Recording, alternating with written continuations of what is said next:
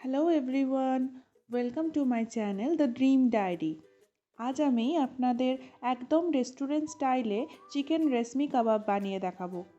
দারুণ সফট এই কাবাবটি আপনারা ওভেন ছাড়াই বাড়িতে বানিয়ে নিতে পারবেন এবং বিরিয়ানির সঙ্গে সাইড ডিশ হিসাবে গেস্টদেরও সার্ভ করতে পারবেন। রেশমি কাবাব বানানোর জন্য আগে আমি চিকেন ম্যারিনেট করে নেব। প্রথমে একটি মিক্সিং বোলে আমি নিয়েছি 1/4 কাপ জল ঝরানো টক দই, 1 টেবিল স্পুন আদা রসুন পেস্ট, 1 টিস্পুন লেবুর রস, 1 টিস্পুন গোলমরিচের গুঁড়ো, 1 টিস্পুন ধনে গুঁড়ো, 1 টিস্পুন সল্ট, 2 টেবিল স্পুন কাজু বাদাম বাটা। এখানে আমি 7 থেকে 8টি কাজু বাদাম জলের মধ্যে ভিজিয়ে রেখে পেস্ট করে নিয়েছি। 1 tablespoon almond paste, 2 tablespoon fresh cream, 3 tablespoon এখানে আমি ধনেপাতা কুচি নিয়েছি। এবার এটাকে ভালোভাবে মিক্স করে নিচ্ছি।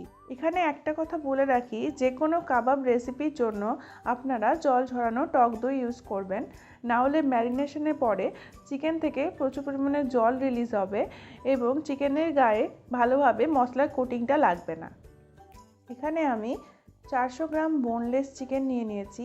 চিকেন ভালোভাবে ধুয়ে পরিষ্কার করে আমি কিউব শেপে কেটে নিয়েছি। এখন চিকেনগুলো ম্যারিনেশনের মধ্যে দিয়ে দেব।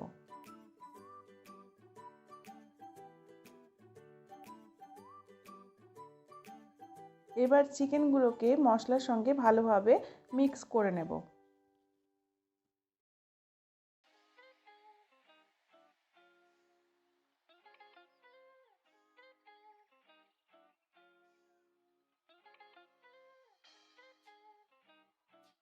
এর মধ্যে 1 টেবিল স্পুন সর্ষের তেল দিয়ে দিচ্ছি। সর্ষের তেল দিলে খুব সুন্দর একটা ফ্লেভার আসে।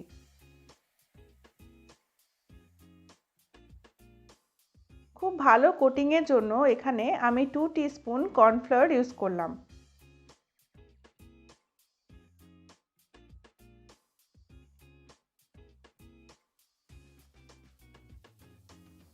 এবার এটাকে কভার করে ফ্রিজে রেখে দেবো ম্যারিনেট করার জন্য। আমি এটাকে ওভারনাইট ম্যারিনেট করেছি। আপনারা কমপক্ষে 6 ঘন্টা ম্যারিনেট করতে পারেন, তবে যত সময়ের জন্য ম্যারিনেট করবেন ততই ভালো, ততই চিকেন টেন্ডার হবে এবং মুখে দিলেই মিলিয়ে যাবে। চিকেন ম্যারিনেট করা হয়ে গেছে। দেখুন চিকেন থেকে একটুও জল বেরোয়নি। এবার চিকেনটাকে আরেকবার ভালো করে মিক্স করে নেব।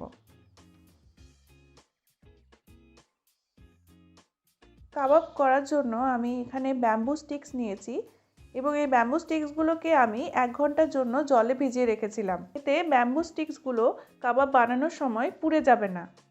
এবার আমি চিকেনগুলোকে ব্যাম্বু স্টিকের মধ্যে গেঁথে নেব। চিকেনের পিস যদি আপনার একটু বড় মনে হয় তাহলে চিকেনগুলোকে একবার অথবা দুবার ফোল্ড করে গেঁথে নিতে পারেন, যেমন আমি এখানে ভিডিওর মধ্যে দেখাচ্ছি।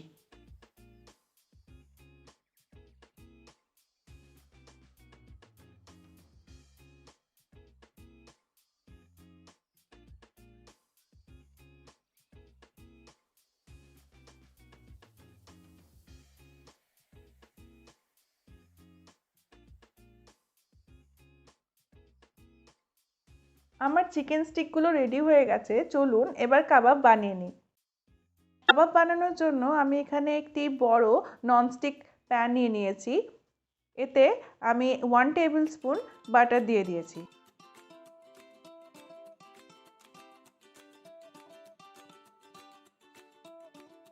এবার একটা করে স্টিক আমি প্যানের মধ্যে দিয়ে দিচ্ছি।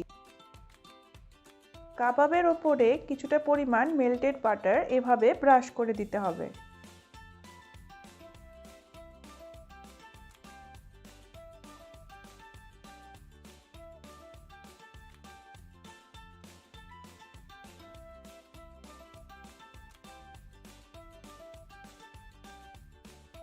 এভাবেই 2 মিনিট অন্তর কাবাবগুলোকে উল্টে পাল্টে ভেজে নেব এবং প্রত্যেকবারই বাটার ব্রাশ করে নেব।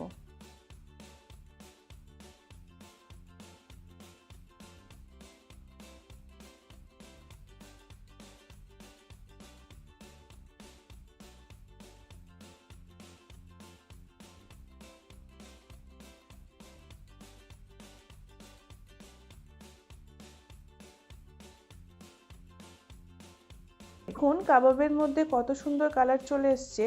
প্রত্যেক ব্যাচ কাবাব ভাজতে আমাকে 7 থেকে 8 মিনিট সময় লেগেছে।